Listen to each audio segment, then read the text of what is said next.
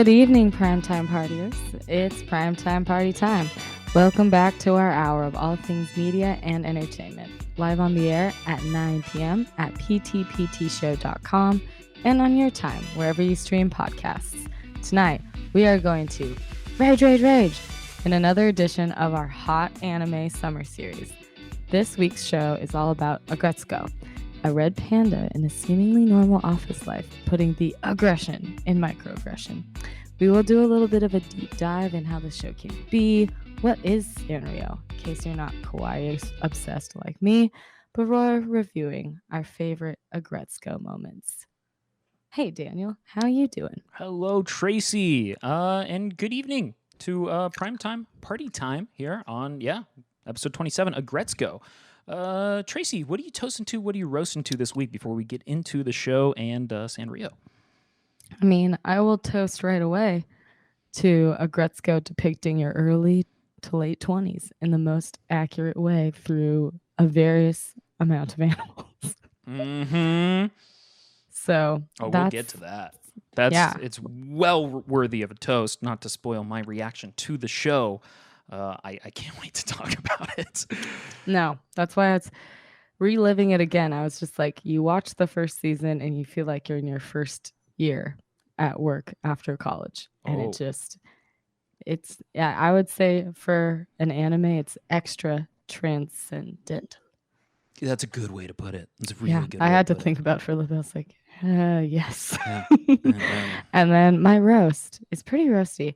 And I do have many a Larry David moment in my life, and this one particularly, and would love to get, some listener voting on this later. So I visit my parents usually quite often to both let my dog run around, help watch their dogs, yada, yada.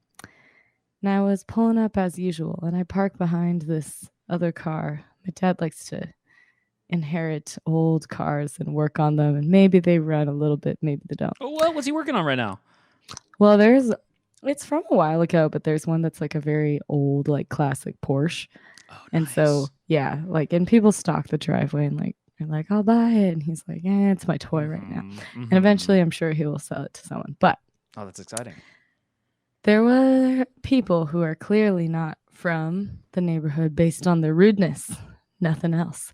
There's this like woman and man, probably a good, I'd say in their mid to late 30s. And they're, walking around with their pram or stroller, depending on what word you prefer, and their attitude, as well as two golden retrievers on a very hot day. So I think they took on more than they could really handle based on their really quick, unleashed aggression on me. So I was just like pulling into my parents' driveway, and I'm a little unkosher, I will admit.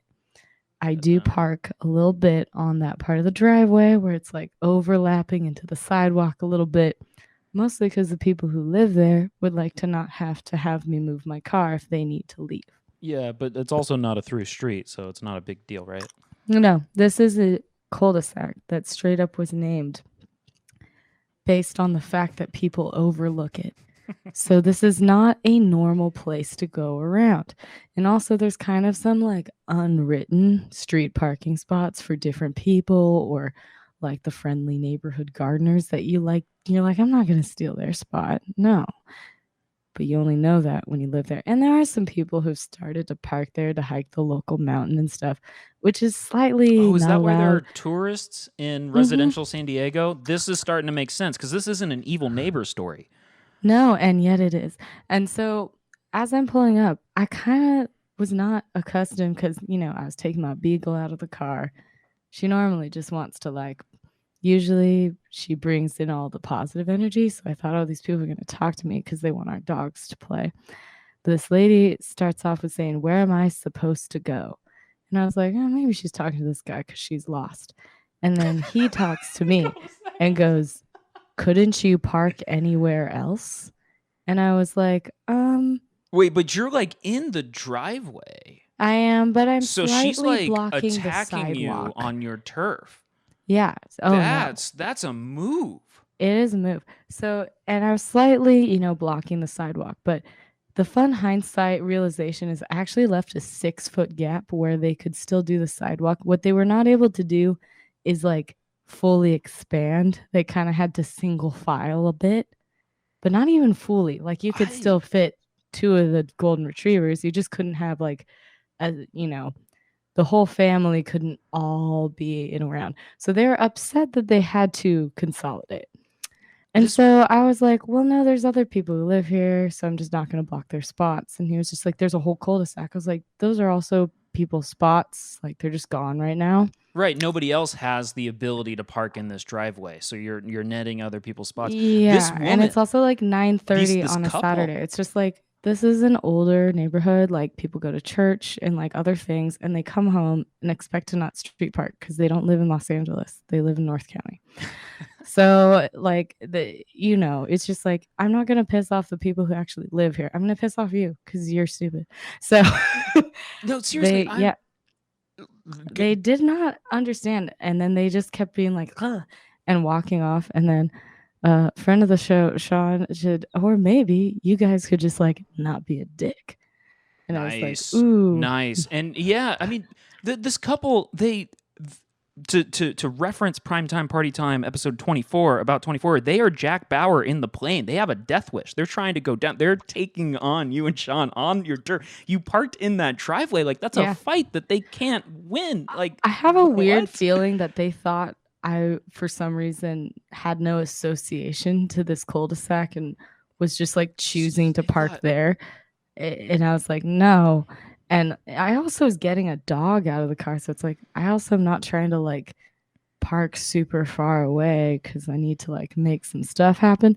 But like, what was funny is that the woman turned around when Sean said, like, maybe you guys know, don't be dicks, which they got kind of deserved. yeah. She was like, oh, can't call me a dick. I'm a mother. And then I really wanted to say, those two things are not mutually exclusive, particularly based on this interaction. You guys were ready to start fights. I can't believe you got I a don't know if fight you at should your have parents' house. procreated because you are This, not at that level this of is rising above yet. You're very much like, those people that give you that look like this is a person where like give them a bottle of Jack Daniels and they're getting into fights at the bar.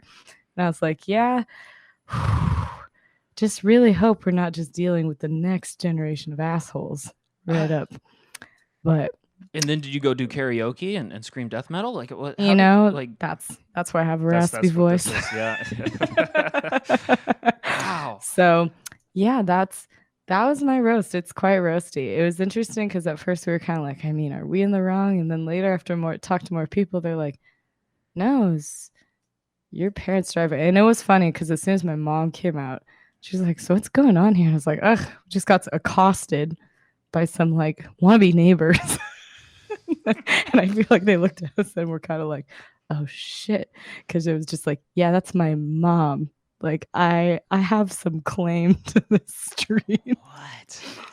Because I think they just didn't put two and two together and thought I was like, I don't know, the world's worst parker. And it's like, no, I wasn't trying to do street parking vertically. That's wow. Wow. Maybe I'm just imagining that they're just going around trolling all of the residents of your neighborhood at some point or another. If you guys all get together, if there's a block party, friendly neighborhood, so it was talk about the very psychos that odd. came and just tried to fight everybody on one random Sunday. Yeah, I mean, it was one where it's like you were gonna unleash on someone. It was just who, because like, Yeah. and then I walk my dog later, and then someone's like, "Oh, do you smell skunk on my dog?" Because I kind of feel I got skunked earlier. I just want a second opinion. I was like, this is the normal interaction I have, like Yeah. TMI conversations, like people being like, oh my gosh, my daughter's having a baby. Look at this ultrasound on my phone. Like, I didn't ask for that. But it's all like nice things usually instead of this just like, I was like, oh, where are you? It's just like, this is like some like New York stuff happening in a very like 80-degree Oh my god. Southern California street where I was like, you guys just need to like go to some air conditioning and like chill. They were at like an 11. And I was like, you should be starting off at a 4 on a Saturday morning. That's I don't even know. I do Wild. wonder, Good for like, them. if in the future I'm in their shoes and I'm like sweating it and pushing around some child and some dogs. I don't feel like I would act this No, way. I don't feel be like that I would just person. be like, I would just go No, around. This isn't a big deal. don't But don't don't do and I'll that. have a newfound perspective on it should that occur. Because yeah, I think the other thing is like it is a very like non-busy street, and like Sean's also take on it was like, yeah, it's such a big cul-de-sac, so you could just go on a different path. Yeah. You didn't need to they just really didn't want to be cut Yeah, off. it's timing. Yeah, I know totally. It's yeah, the real problem is that they didn't get around the driveway fast enough. I don't know. There's a billion They could have probably. I just don't asked even know. nicely. Like if they were like, "Hey, could you back up so we could like roll through?" I would have been like, "Sure, brother."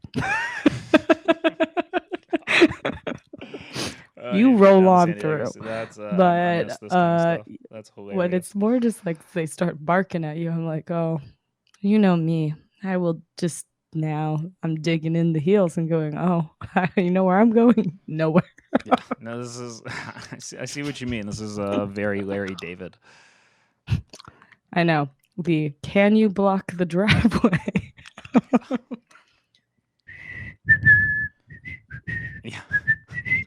So, yeah, submissions for future sitcoms.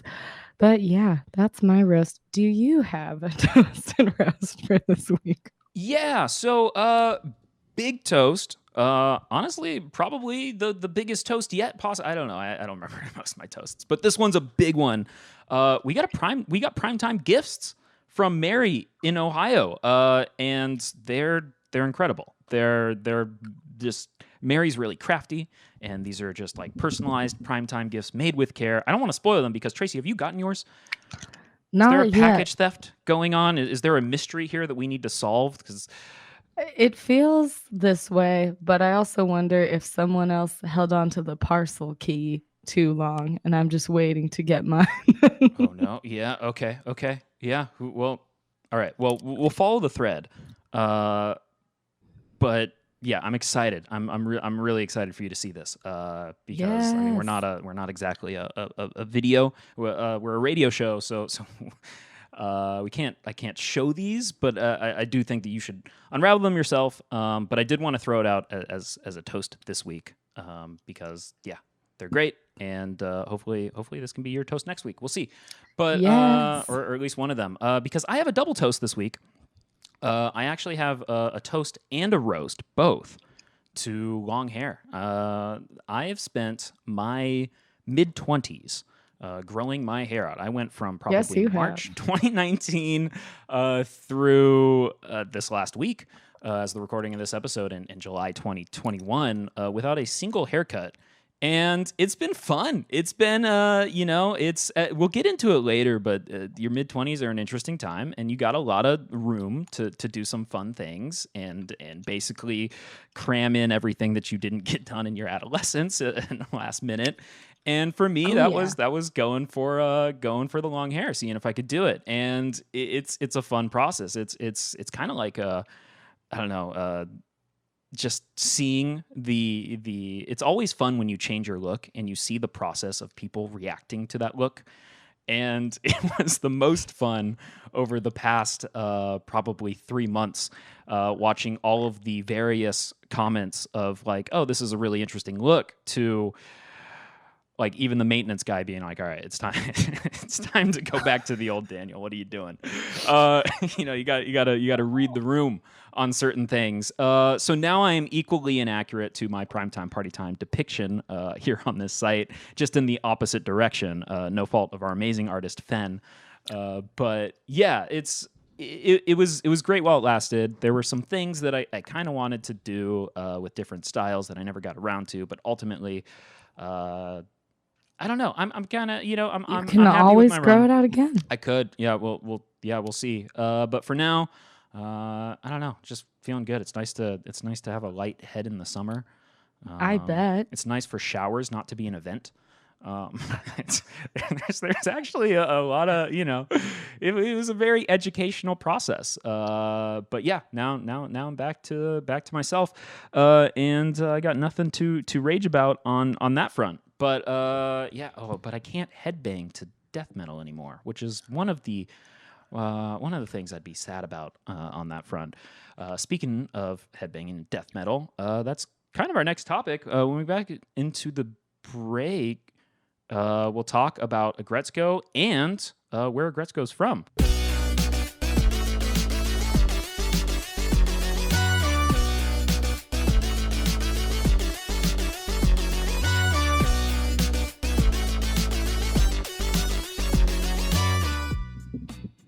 Sanrio. So, Sanrio, the thing that took away any sort of money I attempted to save as a child. This is a company from the 60s, best known for giving the world Hello Kitty. But yeah, it's interesting because it really did just start off as like a gift making brand. Like they would make different kind of fabric patterns and actually published poetry in the 60s, and it was like from a silk center. And then they start opening in the 70s the gift gate, which is Gift where gate. they really start to realize that there's this need and probably guilty pleasure for buying cute stuff, which is part of kawaii culture, but which means cute in Japanese. But in 1974 is when we got Hello Kitty. And then afterwards, we get these other characters called Little Twin Stars, My Melody, which is like another bunny. And then they have in the like mid 70s, you get the California location because that's how there's so much for, California kids slash American kids in the early 90s because it takes a little bit of a while, but they started an establishment then. And I think what's really interesting, and there's a good New York Times article that best goes into it, and it's from 2017 called How Sanrio Makes Anti-Capitalism Adorable and Profitable. And which, is it a stretch? Maybe. But when you look at the source material, you can kind of see what this journalist is getting at. Because while we have Hello Kitty, Pachaco, who's honestly similar to like a Snoopy dog, and all these cute, clearly marketable characters, you get these characters that become more edgy in most recent years and are built to live on digital spaces as well as in merch, because traditionally these characters were made for merchandise. And while content created out of them afterwards, these were kind of meant a little bit to be more, I would say there's a little bit more storytelling, even though they have a lot of like Hello Kitty TV shows and movies that are from, 90s to 2000-ish times. Gudetama is the one that kind of started it off. And this is the lazy egg that you're probably familiar with in GIFs. It's kind of like an egg yolk that has it has a little bit of a butt crack. and it's supposed to be like lazy and not want to do anything and kind of dive into the kind of visceral human nature of like there are days you just don't want to do anything, you don't want to get up and you don't want to move, you want to be like this lazy egg. Whereas the original Hello Kitty catchphrase is you can never have too many friends.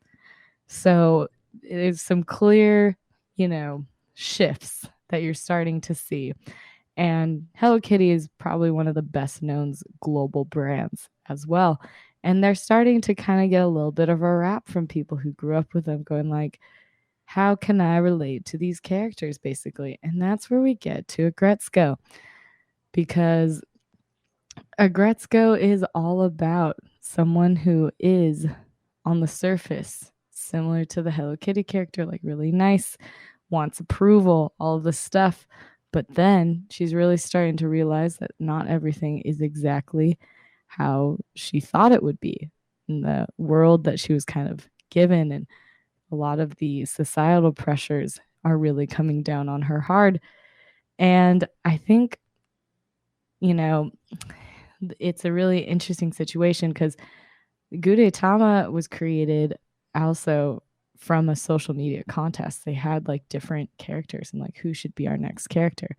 And I remember watching like a Japanese video and I could not find the source material. So please, viewers, if you are a even more of a diehard fan than me, fact check me on this, that there was like an internal contest between the designers at Sanrio to create this character that would really relate to millennials now. And they were right. So what's fun is that Aggretsuko kind of comes from two people. There's the designer, who is Yeti, and then there is the creator of the show. And it started off as these like digital shorts that were on Tokyo television. But as soon as it got to Netflix, this guy named Rare Echo, which is funny. Fun fact is that that apparently was like his screen name when he was less famous. And it's kind of like if you got famous as your Instagram handle and it became your credit. So that's how he is, because his full name is not really listed out anywhere. And another fun fact about that is that the creator's wife voices Aggretsuko. She just did it kind of to like audition it out and so that they would have something to start from, but Sanrio really liked it.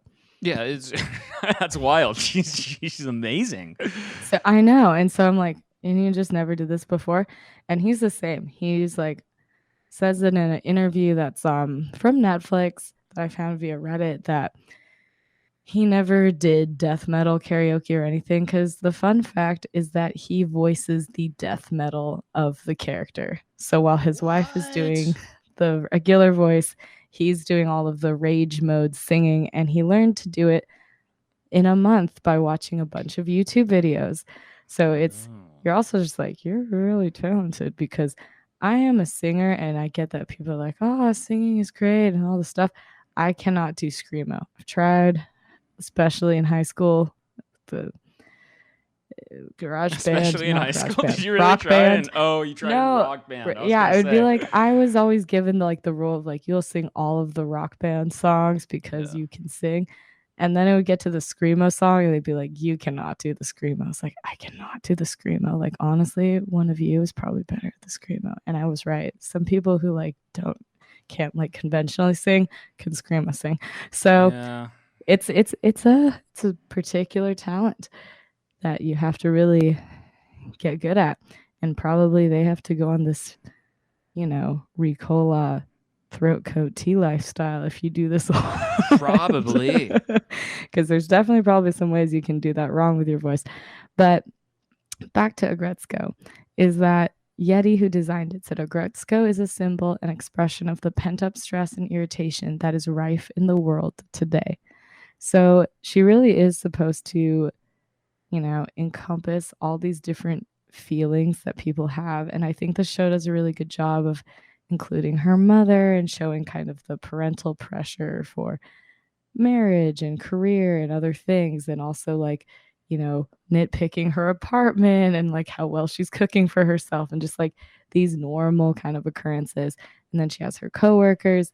And I think they do a very good spread of the kind of people you typically see in the office.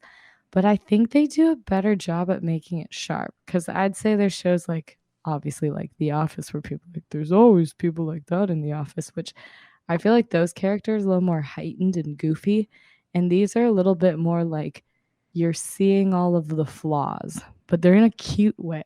So it's not too mean. It's like softened by the animation and the style, but you are looking at it and going like they make the people she does not like, they do come off the way like, oh yeah, ugh. Yeah, it's cool. It does sort of soften a lot of like the more kind of like, I guess not dark, but like Heavy material. heavy. Yeah, yeah. It softens some of the more heavy material, having the boss be an actual pig. Having it's just like these characters do fit. Like the boss's assistant is a weasel, and if you were to describe him in one word, you would describe him as a weasel. Yeah. one of the boyfriends that she gets later on. Like even they correspond to what animal that they draw them as. And Oh there's a yeah. lot They're to having some fun with unpack. that. There's tons to unpack with how these characters are drawn. And one of the fun parts about watching the show is seeing a character and seeing them on the surface, and then the show diving into those flaws and kind of diving into more about like what that character is under the surface. And it is heavy, and it is done in a different way than I've seen in a lot of television. And it's fun that they're animals because it's really easy to project office environments, to project people onto these characters and use these drawings and these personalities and voices as proxies almost. It works insanely well. Yeah, and it's less of a risk because you're just like at the end of the day, you're like for networks and for other things, you're like they're animals, they're cute, and then when you watch it and really follow the plots, you're like, it's weird because it is a comedy for sure, but it definitely has some drama moments that are Oh, pretty intense, yeah. particularly towards the end of the season. Before we get Yeah. into the Get rest there. of We will Aggretsuko, get there. I'll bring it back to one more piece of Sanrio trivia, which is the horoscopes and characters. Horoscopes So, and characters. Oh, we get to figure out our characters? oh yeah. So Ooh. the Sanrio characters all have birthdays. And so, because of that, they have their zodiac signs. So you know which one matches you. Oh, Since what? Daniel, since you are a Gemini, I am. Do I get to be you the get angry penguin? That's the only one I no. know is the angry penguin. I had a little Unfortunately, no. blue transparent box that I'd keep my Game Boy games in. I think probably my cousin gave them to me. She was a big Wait, so if I'm not the angry penguin, that's the only one I know. Unfortunately, you're not I'm Batsmaru, a great Batsmaru. character. He seems like it. But you get to be the little twin stars. The little twin stars? Who are the little twin stars? What do they do? They are like two angel twins. One has pink hair, one has blue hair. And they're kind of just like, I've they're never very seen these cotton two. candy, bubblegum, pastel color palette. It's And I know, three words I really use to describe on them. brand with you. Yeah, right? Well, They have the number of distinctive traits, and they're visually represented by some twins in the Sanrio universe. The little twin stars are twins who traveled to Earth from Dream Star Cloud with plans to learn how to be the greatest and shiniest stars in the world. Their impressive goal fits well with their air sign's ambitious side. Not every sign strives to be the absolute best, but Geminis hardly lack determination or initiative. That's pretty positive. yeah. Yeah, they And like you Geminis. you Usually put a people lot of talk heart and soul into this lot. show. Friend of the show, Sean, is a Oh. Virgo, and he gets to be Batsmaru. He's So that's- Batsmaru. Yeah. And it says Virgos tend to have a pretty clear sense of how they like things. They often want to be completely in charge. No wonder Batsmaru represents Virgos perfectly. He wants to be the boss of everything. That looks like If Batsmaru's Bats, face. I was like, that doesn't super fit Sean, but he'll have a good time listening to this. If Bats thinks someone is acting ridiculously or doing something wrong, he doesn't hesitate to point out the flaws. Now that's on brand. He did call out the people in the driveway. Right? There Yeah, that we sounds go. like a Batsmaru kind of move. So mine is a Pisces, and this one is Dear Daniel, which is like the Hello Kitty boyfriend. So he's not Kitty had a super boyfriend? well known. Dear Daniel is a sensitive fellow, like the which is Ken weird that like of I Hello got the one Kitty? named Daniel. And he spends ample time traveling the world with his photographer father. Now that's a little creepy. That's pretty on brand, My dad right? takes many photos. Daniel dances ballet and streams of stardom. Well, I can't dance, but he always returns to England to be with his true love, Hello Kitty. I do have to Hello go there Kitty for lives in work in England? regular times. I'm learning so much through this. Also, The yeah, combination this fits. of romanticism, sensitivity, and lofty dreams make him an great example of the water sign Pisces. That part seems The pretty water accurate. sign. So let's see. We'll do one more. Aquarius is Karopi, which you might recognize as the frog.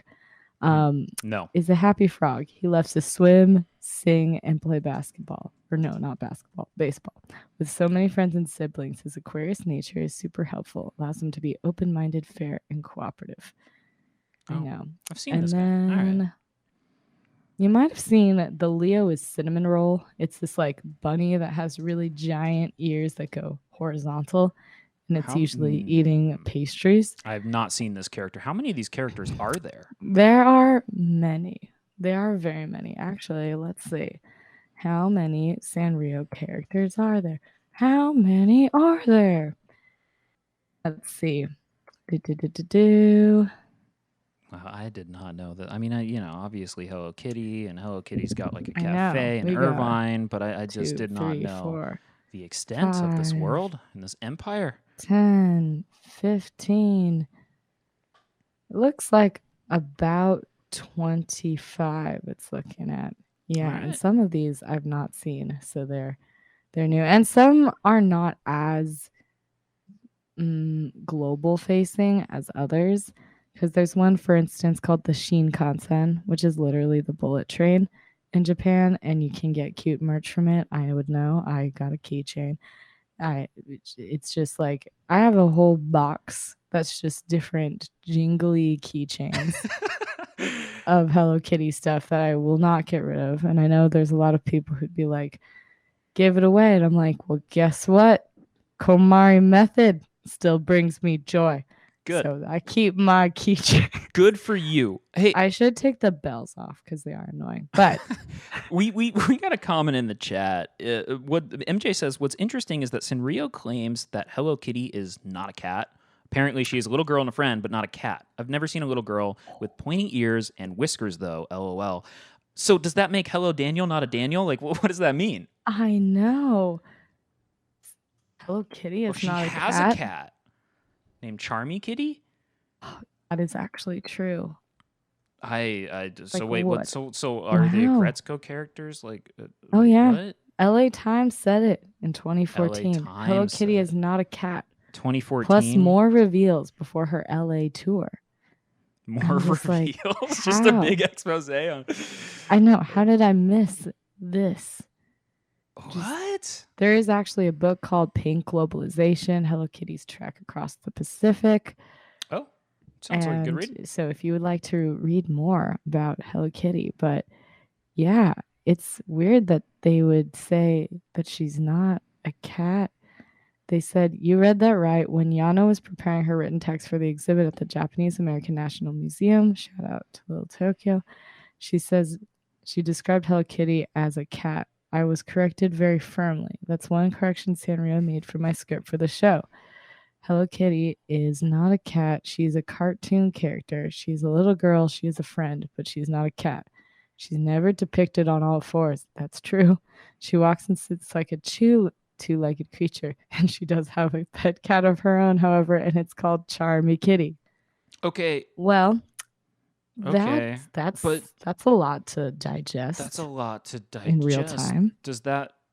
Oh, okay. Yeah, okay. All right. So that's, I mean, it's, what are definitions?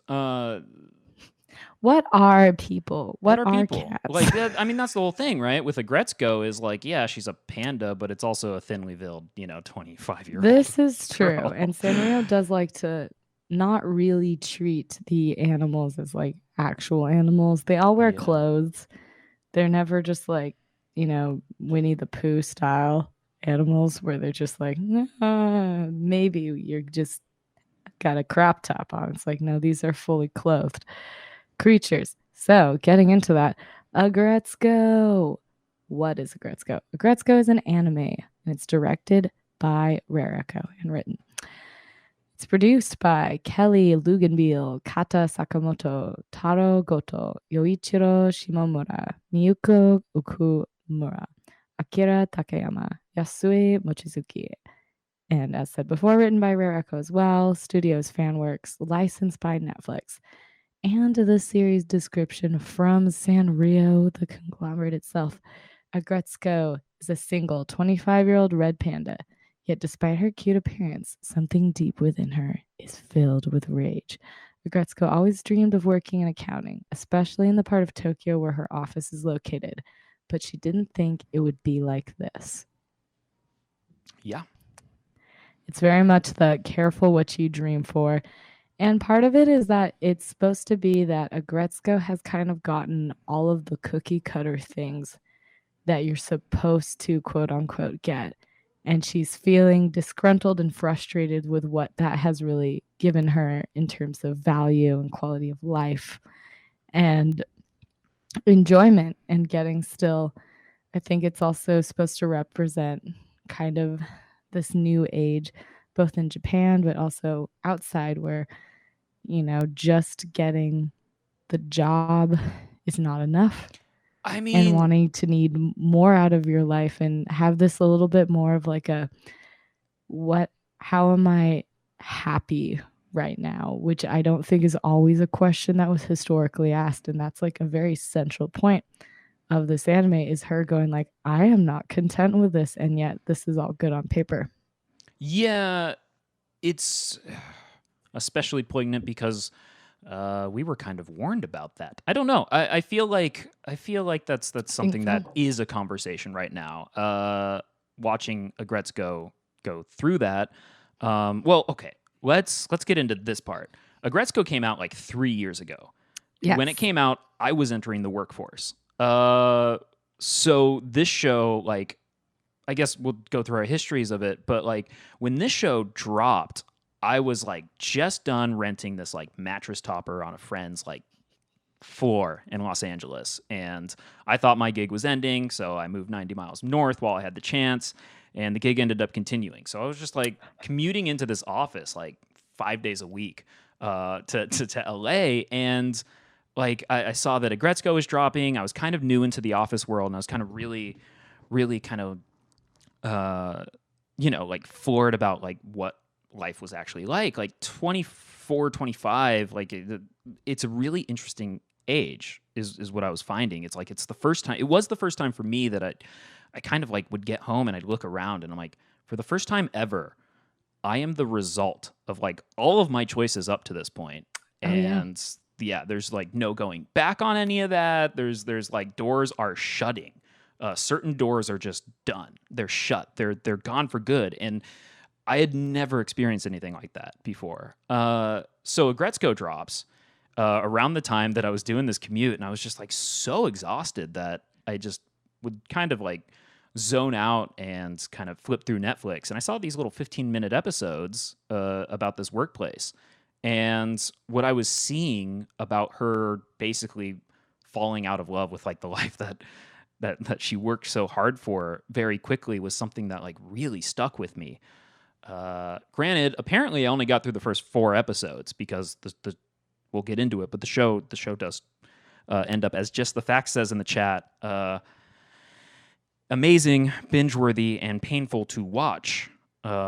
Yes. Yeah, that was my experience this time. It But hits hard. So that's also why sometimes it's easier to digest when you've kind of, I don't know if we've completely moved past that point, but just gotten past it happening in real time while you're watching it. Because I watched it actually last year during the pandemic. I binged it before the third season came out oh, because really? I always meant to watch it. I am a, card carrying Hello Kitty Yeah, you just fan. Sanrio like all day. Like, So it was very sacrilegious of me to have not seen this show yet. yeah, but you got to And binge once the I two did, seasons I or the fell three very seasons. hard in love. And I've like rewatched it countless times. That's Countless. see, so that's this is I the, can put it on like other people put on The Office or Parks and Rec or like these.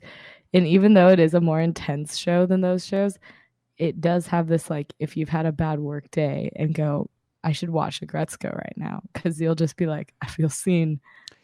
yeah. So I definitely agree that watching it, I felt seen. I think that's putting it in a very like I think it inappropriately sees you and holds up the mirror in some cases. Oh yeah, you Uh, might not always like what you see as well. Yeah, so that's the thing is I love that we scheduled this show to be the show that we talk about after we talked about another anime in Yuwasha. Because when we talked in that episode, we talked about all these like really nostalgic teenage moments that you really like to reflect on and that feel really warm and fuzzy and good. And this show is not as optimistic as just the fact says. She reminds me of all my dating, work, and social embarrassments. And That's also true. while the show is, I watched seasons 2 and 3 both within a day, and the show, like very happy I did. Honestly, the second half of season 3 feels like you're watching Breaking Bad. Uh, I couldn't imagine. It's not that I couldn't imagine, but I imagine that the watching it over and over again is for a very different reason than like maybe watching something like Inuyasha over and over again. Yeah, you definitely watch this one bit more to relate and not to escape. Yeah. And, you know, Yeah. there's even characters, so, Aggretsuko, we've already gone into her backstory a bit, and I have a lot of the wiki character descriptions to go through, and she is supposed to kind of be more introverted. She isn't, you see certain episodes where she goes to like work happy hours and stuff, and she's not super social until she's had like maybe glugged a few beers. She accidentally badmouths her boss on TV early on, and he calls her a short timer. And I laugh because I had a problematic coworker who would also call people short timers. Really? And so this show really did like hit it on the dot. So, yeah. And on that one, though, I don't know about slipping information necessarily. Like, I Hmm. was like, I don't think I've publicly ousted any coworkers nor been given the opportunity. But that one is more just like, I think it's actually pretty common when I've traveled in Japan. Like, you could easily get like a man on the street, like, interview. And especially if they're looking for like a tourist type perspective, like, it could happen pretty easily. So, because I know a lot of people would be like, was I just on the news in Japan? It's like, What? you might be, unless they cut that. So that is something that does kind of happen more so in daily life there. I feel like it's kind of like here if you were kind of one of the blurred backgrounds on a local television show, which can happen. And also Right. like they blur people out a little bit more here. And on the cartoon, they kind of like it's like blurred, but you can kind of tell because she's has this iconic red panda silhouette, which gets us into director Ton, Oh my who is god, I can't wait voiced to talk by about this guy. Sota Arai. This guy does a really good job of this character. He is literally a pig and his character is kind of the sexist pig boss.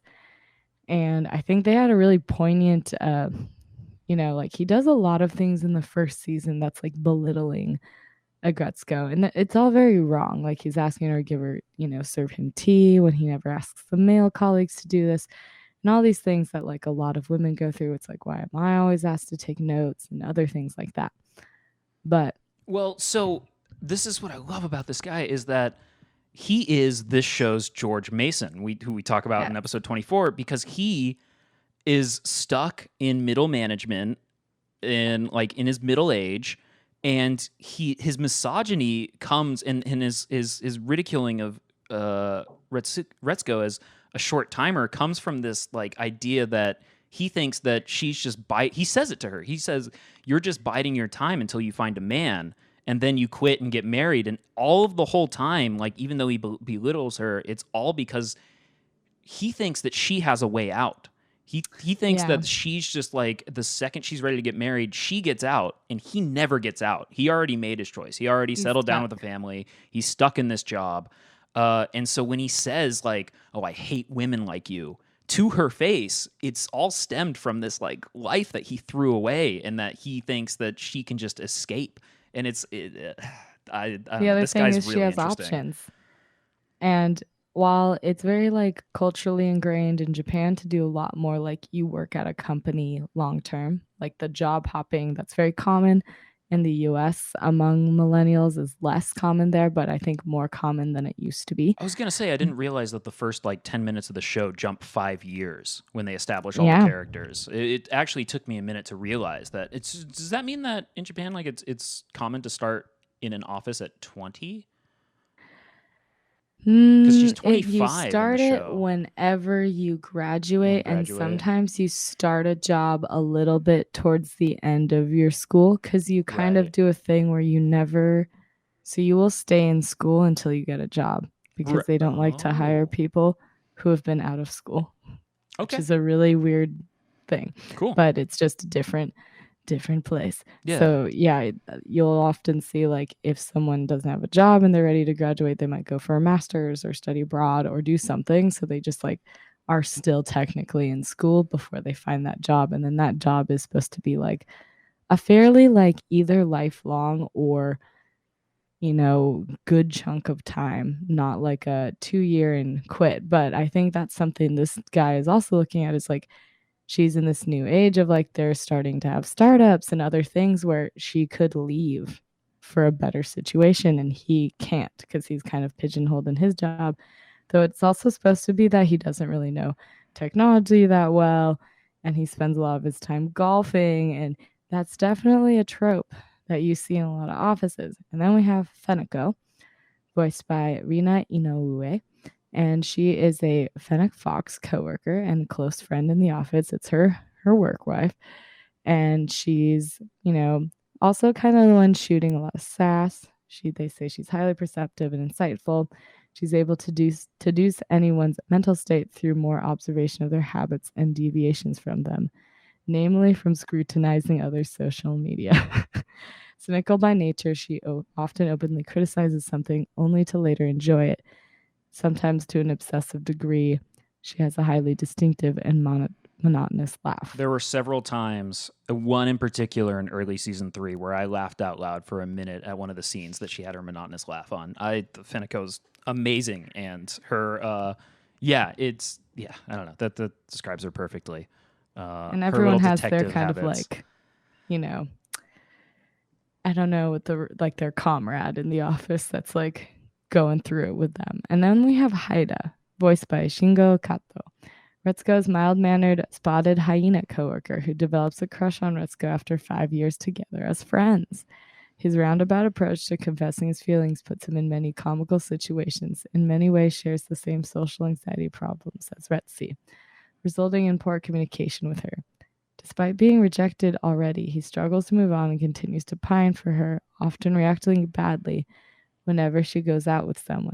However, he does his best to give Retsuko space to keep himself in check. At the same time, Haida genuinely cares for Retsuko's well-being and happiness, indicating that his affection for her is far from shallow or selfish. Haida is an avid punk rock fan and also plays bass guitar. Yeah, it's weird because he's kind of the overlooked love interest in the show. But then towards the end, he's really the one who's there for her. So that's a little bit of a cliffhanger romantically. Yeah. Not sure where who or what is going to end up with Haida, but he really does like both out of romantic curiosity and then just, even when she's dating the donkey tech tycoon, he's like afraid that he's gonna just dump her because he's just bored of dating models, is what this guy says, and kind of like this, machismo way of saying like, oh, he's changing what he normally does, and once he's bored, he'll just dump her. And he's kind of also worried about her well-being while also being jealous and kind of saying these negative Haida, things. yeah, he's a really interesting character. He's honestly, he is overlooked in season 1. Yeah. And something that I love that they do at the end of season 1 is that he is like, his pining over Retsuko and his jealousy are really like unattractive qualities in Yeah. him while you're watching the show. And as I was watching it, I was kind of like, oh, it's fucking Haida. At the same time, I was like, I really want to watch this person grow. I understand that this is not this person at their best. I don't really like when they're on screen necessarily, but I am rooting for them. As the show goes on, well, no, in the end of season 1, when he kind of slips over his, sort of obsession with Retsuko and ends up in the street, and he's kind of looking up at the sky, and he tells himself like, I'm pathetic. You see this like bit of self-awareness to him, and you're like, oh, I'm happy Haida's self-aware. I'm happy that there is more to him, and that he does get to go through a journey, and he goes through a journey. Season 2, absolutely. It's tough because he does look up to Retsuko's boyfriend at the time, and so that is kind of like a fun way to sort of play his jealousy angle. His story in season 3 hit me pretty hard. I've had some of the conversations he's had with certain characters, and that was I was pretty scared for for Haida for the last couple episodes there, and it did end in a inevitable place for a certain relationship. But yeah, that was it was fun watching him grow for the first 3 seasons, and yeah, with the cliffhanger looming, I can't wait to see what happens. I know. And then we have director Gori, voiced by Maki Sureta. She's a gorilla, and she works as the director of marketing at Retsuko's company. Along with Miss Washimi, she does yoga with Retsuko and eventually joins in the karaoke. Despite her serious nature at work, she's highly excitable and takes great interest in bonding with Retsuko. Running gag with Gori is the over-the-top mourning over failed relationships, usually romantic ones. Despite being 40 and incredibly career driven, she has high hopes to still get married someday and continues to make bold attempts to find the one. I feel like director Gori and Miss Washimi are very accurate depictions of the kind of like when you go to work in a company and you're kind of an ambitious younger woman, there are these like older women who become like your mentors, and they might not even be that much older than you. They might just be like 5 years older than you. On this show, they're supposed to be a little bit more, but they kind of help you, write your emails and how should you dress at work and like how do you deal with these meetings and like how do you get the projects you need to like move up and like if they go work somewhere else, like they'll help you get a job and all these other things that I think these, and they go on like vacations together and they go do yoga, and it's like there is this big bond with that. And you also see that in Miss Washimi, voiced by Komegume Koiwasaki. And she's a secretary bird who works as the secretary to the company's president, and arguably the company's de facto president due to the actual president's incompetence. The president is a elephant, which is funny to be like the elephant in the room. The president doesn't really do anything. And she's strong-willed and confident. She's very wise and also gives Retsuko a lot of sage advice when she's not busy keeping Gori's excitability in check. And she is a ostrich. And she also is divorced and talks about that in one episode that gets to become a heated argument when they're talking about and extends as a plot point well into season 3.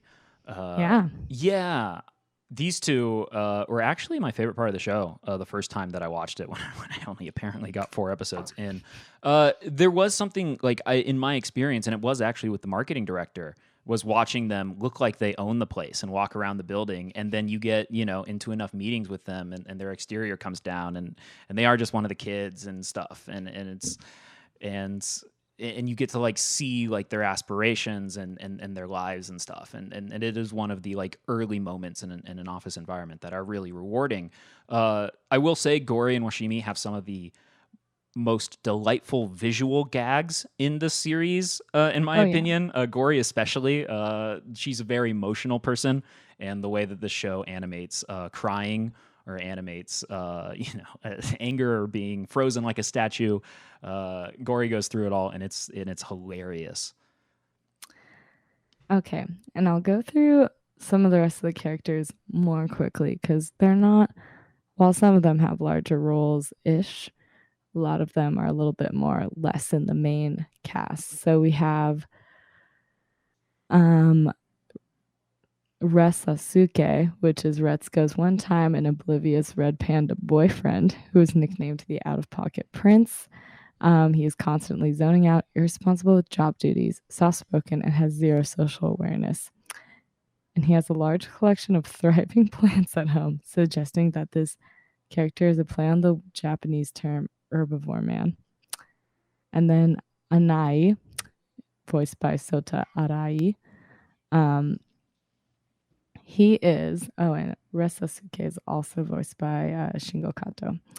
But Anai is the new hire that reports to Retsuko, and he is happy and eager on the surface, but does not take any feedback lightly, treating it as a personal attack. I think we've all experienced this at work. And he also is quite a keyboard warrior, and so he'll do all these things and be like, I remember there's a particular line where she's like, yeah, you kind of sent me a lot of weird messages. And then he walks down the hallway and goes on his phone and goes, I await your answer in writing. And it's kind of showing like both this like, yeah, this keyboard warrior slash more cancel culture driven like satired character, and her kind of realizing that, you know, as much as the pig boss has a lot of flaws, that being the boss of anyone is, you know, it comes with some tough parts, and she has to navigate, you know, being a manager and grooming someone to, you know, get used to office life in the same way that she struggled at first, and help them, you know, lose their kind of flawed traits and build upon his, you know, successful traits. And eventually, you know, he cooks all this yakisoba at the work fair and has a side hustle business making people's lunch bentos, and feels all, you know, kind of actualized, and goes on to not really be a problem Yeah, for he's her never a problem after. again. Yeah. Yeah. So, and Haida actually does help with shutting him down, and Right. after he doesn't listen to anyone else. So that's another feather in Haida's cap. And then we have Tadano, voiced by Chiharu Sasa.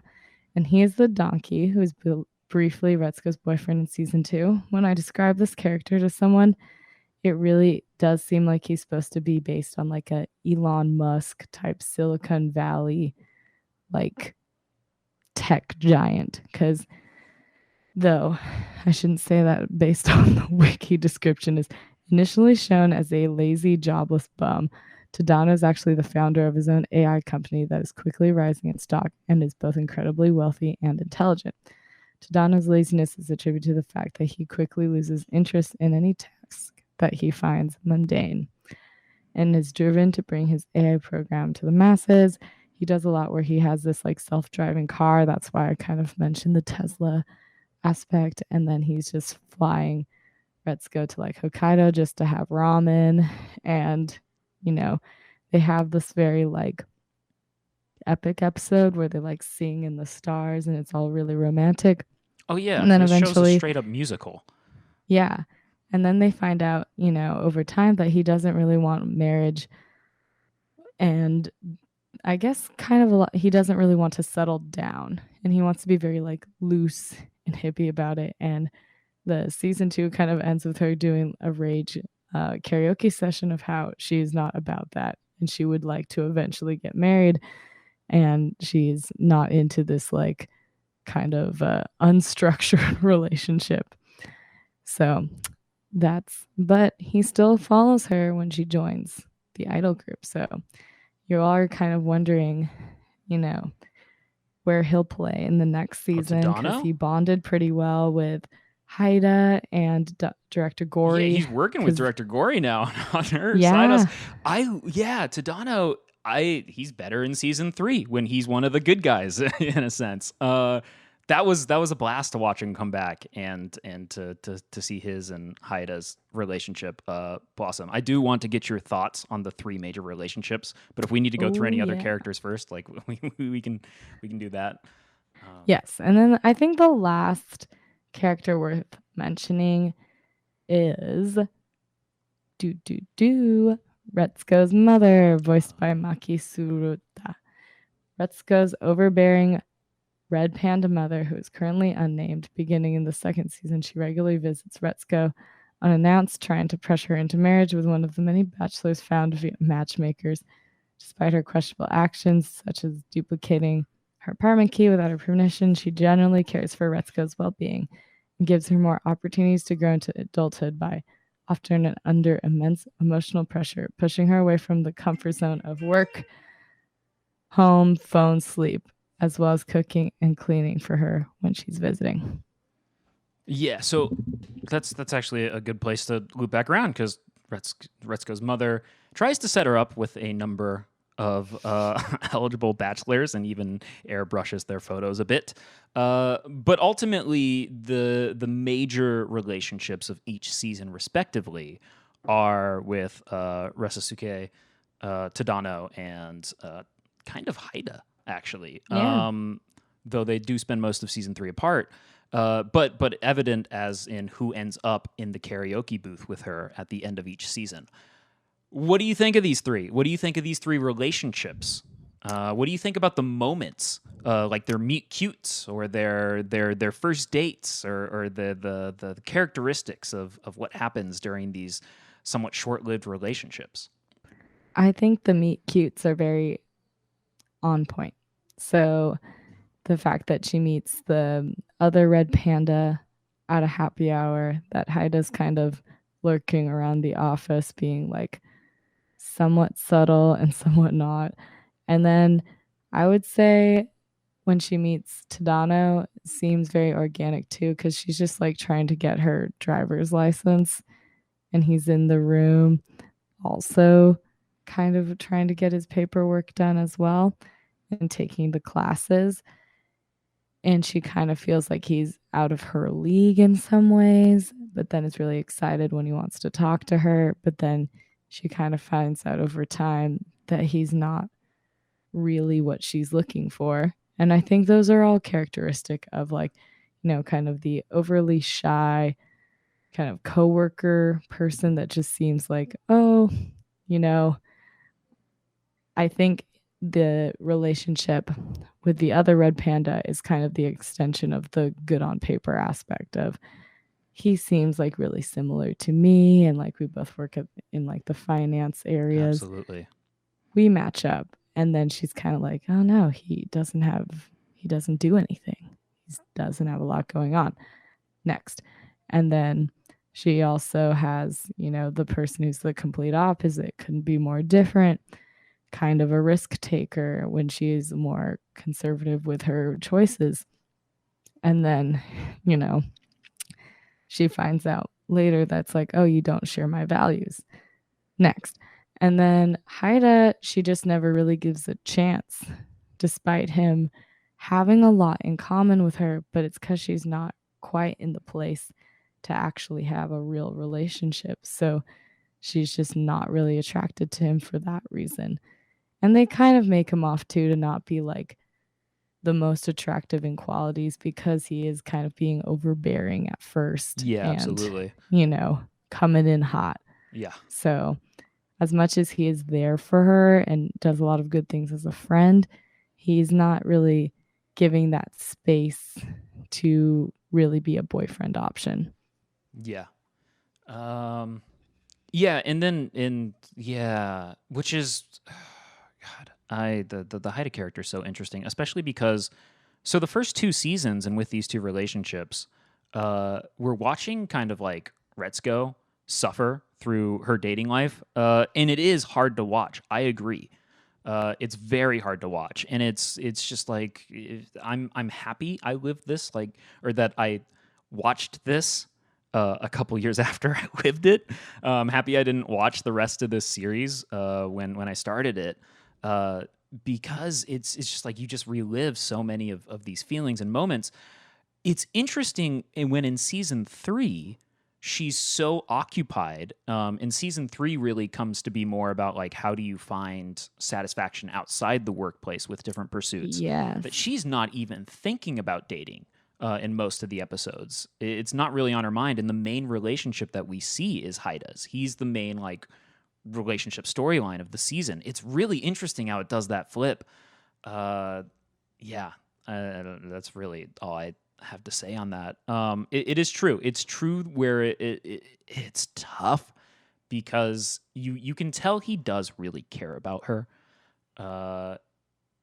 And it's tough because you can tell that also it's just like, yeah, it's not a good fit, and you're kind of with Faneko as she's sort of just like, allowing him to have someone to vent to. But then the second Retsuko wants to reach out for something, and Haida's kind of getting his life together and has found a girl that really likes him, and she's like, no, like, tell Retsuko off, like, do not allow this to, like, but ultimately that leads to, a crossroad in his relationship that he has to figure out. Yeah, I don't know. It's interesting. We haven't seen the end of that, and as inevitably where season 4 will lead.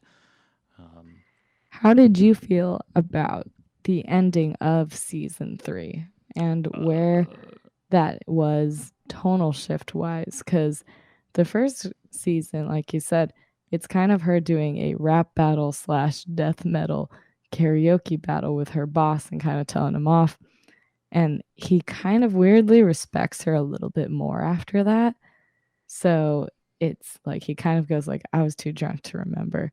But then Yes, he but will then kind of like reference it in a he little way. does. He does reference it later. Yeah, that's so cool. So it kind of works. And then in the second season, you know, it's all about her dumping Tadano for not sharing her marriage values, aka her that like other option that her boss is a little bit worried about.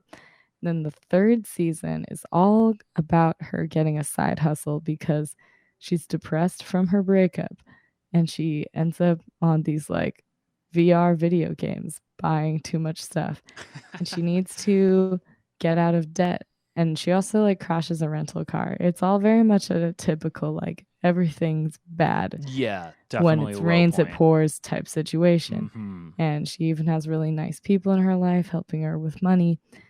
And then she gets this side hustle. She then also ends up getting discovered, becoming the death metal singer in this idol band for and creates this like cult following of people who are big fans of her. Though in a weird and timely way with like a lot of the free Britney and other things going on, there becomes someone who is a little too obsessed with her and starts following her around.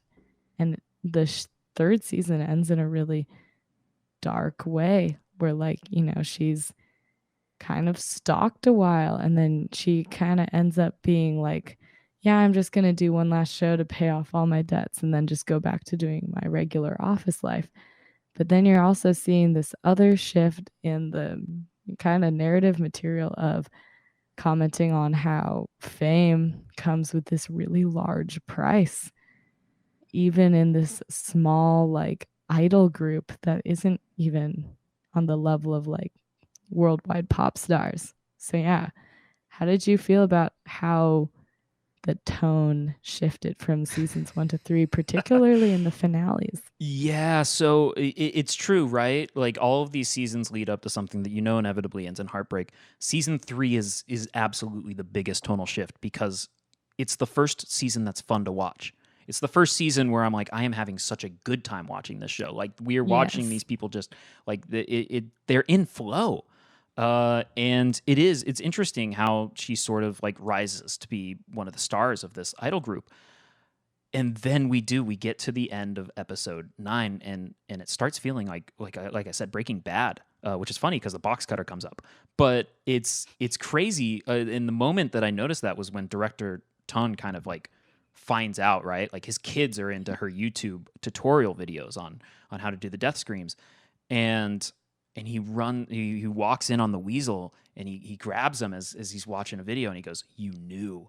And it's like, oh, this feels like half measures. And the next episode is just like I struggle to figure out like what my favorite episode of the entire series is. I do really like the mixer one when they're at the diner and they're texting in season 1.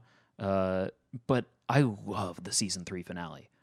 I love how like dark it gets so fast. I love when and it is sort of like this weird moment where it's like the first like we see a couple obsessive fans and we see that they're harmless and we see that ultimately the group knows how to take care of them.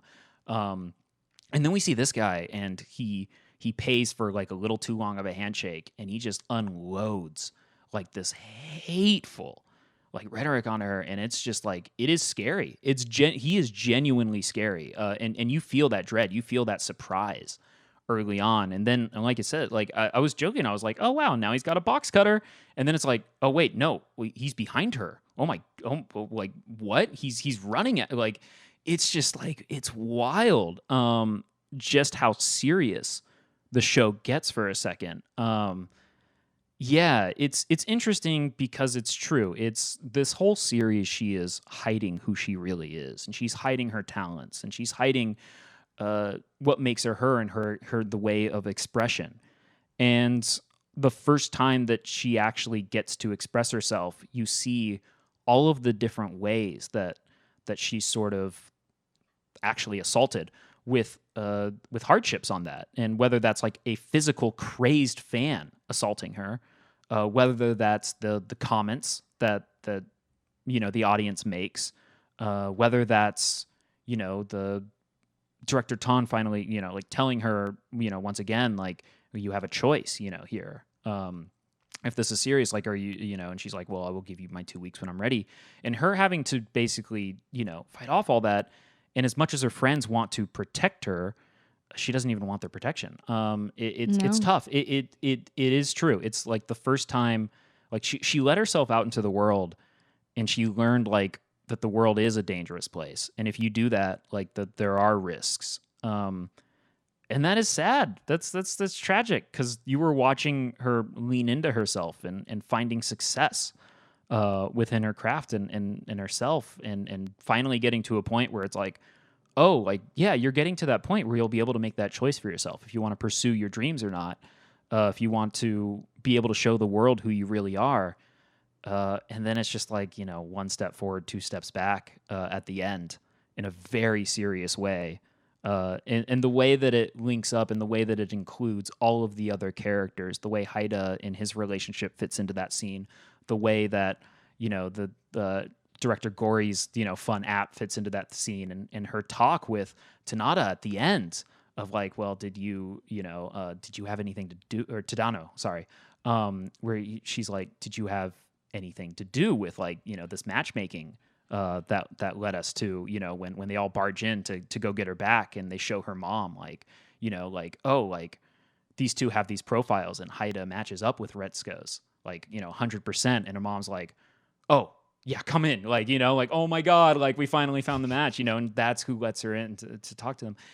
But then she's still just like so scorned over the whole affair. It's a heavy finale, and it is tonally played radically different than the other 29 episodes of the series. And it's It also makes like, you really think, what is season 4 going to be? yeah, well, that's what's exciting because I was really surprised. Well, I was kind of surprised with season 2. You don't expect anyone to meet like a tech mogul, but season 3, I was kind of floored.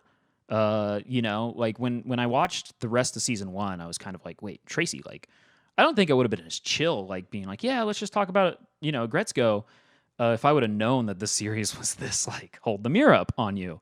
And like even now, just watching season 3, I feel like that was a really naive comment. Like the series has changed again, and who knows like what will happen next. But it all does seem like a logical journey. Like it all does seem like that whatever is going to happen is I mean it's Retsuko's life, and there are ups, there are downs, there are surprising moments, and we're along for the ride, and ultimately there's still relatable moments, and they're still really compelling characters. I have no idea. I mean, do you have any ideas on what's going to happen next? I have no idea. No, I think one of the best qualities of this show is that it does reinvent itself each season, Yeah. and yet is still on this thread of like all of the characters are extremely consistent, and their personalities, like, they grow but they still hold on to their core, and yet it changes pretty dramatically each season. But they also weave in these like pop culture moments that are happening, and it's the way they do it is very graceful, so you don't really notice it being so severe. But when you reflect on it and you're summarizing each season, you're like, the first one is so much more like kind of light, even though the source material is kind of heavy in the sense that it's like extremely accurate to real life, which is not always so light. But then the second season is more focused on dating life, and that's like the main, trope throughout, and it's, sort of hinted at in the first season. But then, the third season is, I think, the most interesting shift because of that. They're taking the death metal karaoke, which that she actually does, but then you also see it in these moments in the office where it's supposed to kind of almost be this like she's not like really doing it in the bathroom. It's kind of like this internal thing, but then someone sees her doing it and actually wants her to do it on stage. So it's the thing she tried to really keep inside is finally let out. And it's that thing he's saying where she's kind of being more carefree and less responsible. And you see that responsibility driven self start to fade each season a little bit more. But I could see that come back in the fourth season of okay, there are some precautions I need to now take. Yeah. Based on, the more dramatic moments that happened. And the other side is like maybe giving people who match up a chance versus these kind of like not long shot, but kind of not, these romantic relationships that aren't really lining up with where she wants to go. They're just like very idealistic and kind of, I don't want to say pipe dreamy because like romance should be in some ways, but like they are a little bit just not lining up with her and what she wants out of her life long term. But she still just kind of like goes with things because she, in the first couple seasons, it definitely feels like she like just wants to have a boyfriend. In the third season, like you said, she kind of like that's off of her radar now. Yeah. So it'll be interesting if it comes back on her radar in the fourth season, or if she's hesitant and doing that more like, she's more jaded from her past relationships and also her past experience, and like seeing how she navigates that. I would like to see how that goes, as well as to see like, does she still have any involvement? Like, does she really leave the girl group completely? Does she start her own thing? Right. They'll be back in some capacity. The capacity is what? Yeah. Exactly. Yeah. So be fun to see. It will. I think you nailed it. I think it's the fact is like these seasons are so compelling, and the show so interesting. You never know where it's going to go because, at least from what I can like, how I relate to it is I didn't really know that the back half of your 20s were ever going to exist. I don't know what I thought was going to happen. Like you graduate college and then eventually you're like 35 and like, like I don't know. I really don't know what I expected, but I didn't expect this. I didn't expect all of these years. And that's, why I grew my hair out, because I'm like, oh, I got more time to just mess up and fumble. And that's what Aggretsuko is. Like it's fumbling through these years and finding out who you are. And in a time that I just didn't really realize existed, that this show just gets really intimate about. And yeah, that's in the same way that there's just like so much time to explore and just like figure out, well, like what happens if you go down this road, and it's never just this like straight line to like whatever your dreams were, or whatever you thought life was going to be. Yeah, there's just plenty more time for this show to sort of twist and turn around, like whatever the hell that means for it, and for these people, these characters, these whatever Sanrio wants them to be. Yeah, we'll have to come back when they do a season 4 and see what else is in store. But I think, yeah, especially as people who have day jobs and do this podcast as a passion project, it's nice to see that depicted on anime in a hilariously awesome and sometimes dark way. So I think that's a wrap on Aggretsuko for this week on PTPT. Thank you for joining us this week on our second edition of Hot Anime Summer, this time Aggretsuko. This show could not have been made without the following amazing people. We're talking our artwork was done by Fen. Find her at FenLatte on Instagram. Our theme song was done by Jay Wright. Find him at jwrightmusic.com. Website and thanks to Coco. Our production manager is BMAC.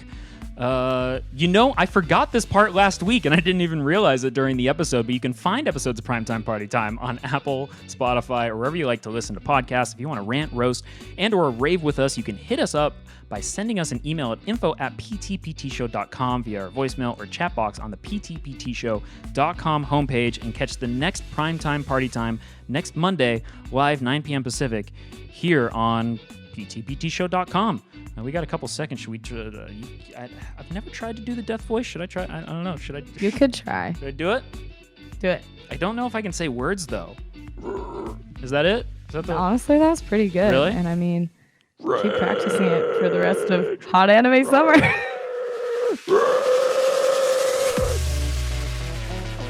Let's go. It's pretty good. Is it? Yeah? I think so. I don't remember any of the songs she sings, though. Prime time, party time!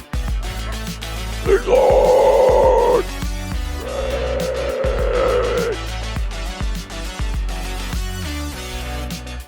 Oh yeah, I didn't mention that I did the Aggretsuko costume for Halloween. Oh yeah, you did the Aggretsuko costume for Halloween.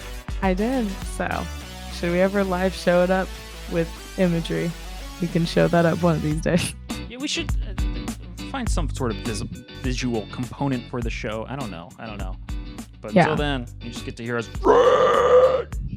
Sorry. I don't know. I'm into it.